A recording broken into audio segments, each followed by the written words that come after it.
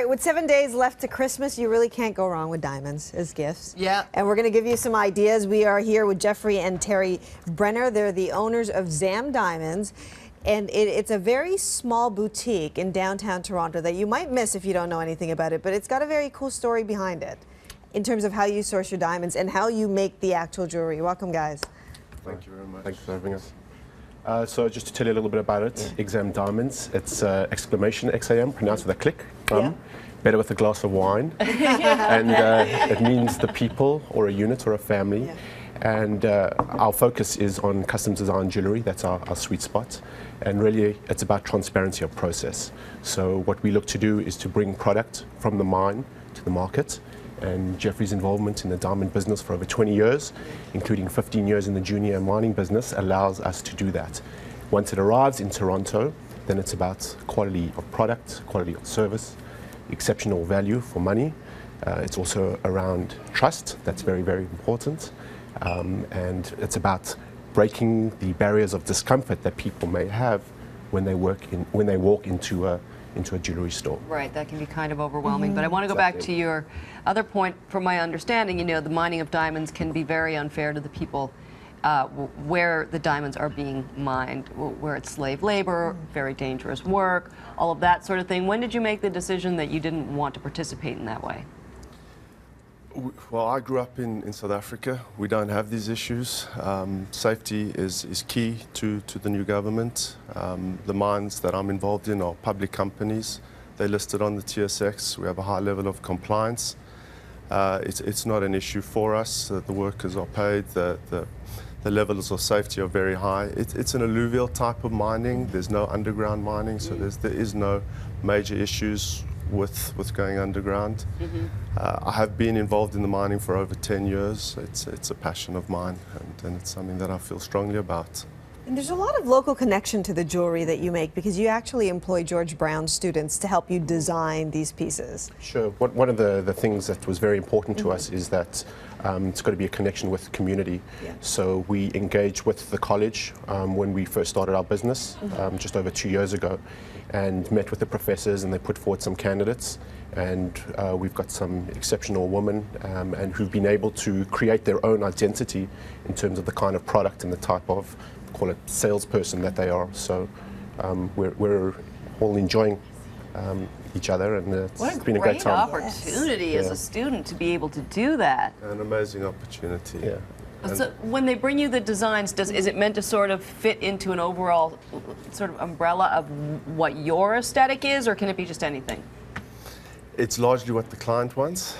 Okay. And Susan and Kathleen, who are our two designers, we had 10 people that applied and would love to have taken all 10, but we were limited. And they would work with the client and understand exactly what they have. So the client has an input, and it's something that's close to them. The whole design process, this is the ring I want. And we were just showing the Starburst necklace.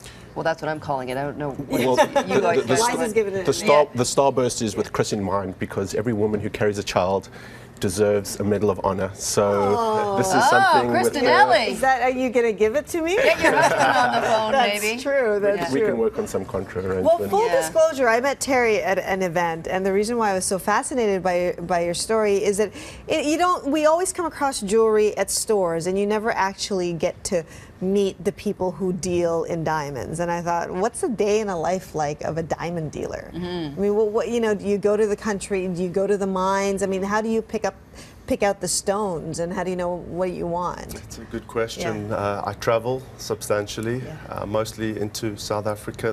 That's where our mines are.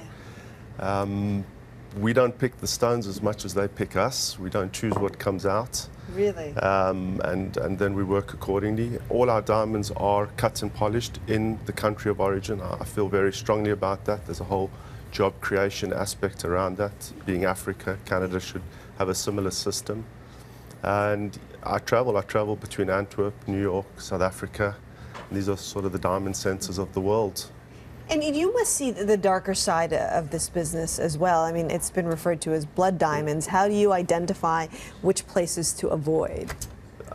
Blood Diamonds was in existence in the 80s. It was a fantastic movie. It was very important to bring the issues of the industry to the fore.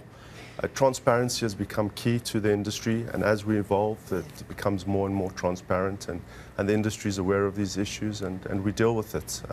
Our company, I deal with it, we full disclosure, and it's an important part, the transparency of the industry. And when someone wants a piece, do they come into you and it's just carte blanche? Do they bring drawings, or can they just say, I kind of envision this, and you'll make that happen? It depends. The eternal question for engagement is who actually is deciding on the actual design. Does the guy have the creativity, or are there some messages that are being left for him by the girlfriend? But they'll come in with some ideas. It's mostly around the diamond and the budget that they have. That would set the baseline, the type of stone, the shape of it, and then once it's there, then we work the design around the particular stone. So it's a process. But as you were saying, people spend a lot of money. Diamonds are not cheap, but obviously you can get better value from it. But people should be able to participate in each step of the process, and that's what we try to offer. Jeffrey and Terry Brenner, you say the name again. Exam Diamonds. I don't know if I can do the click. You do it and then I'll do it. But Exam Diamonds is... Okay, but it properly is... Tongue to the top of the palate. Okay. Boom. That was horrendous. You're It sounded like I was... Prize. I know. Glass of wine. It's a glass of wine, exactly. Right now it just sounded like I had marbles in my mouth. Yeah. Thank you so much for coming in. It's 8:21. We're going to take a break. We'll be right back. Thanks for having us. What language is that from?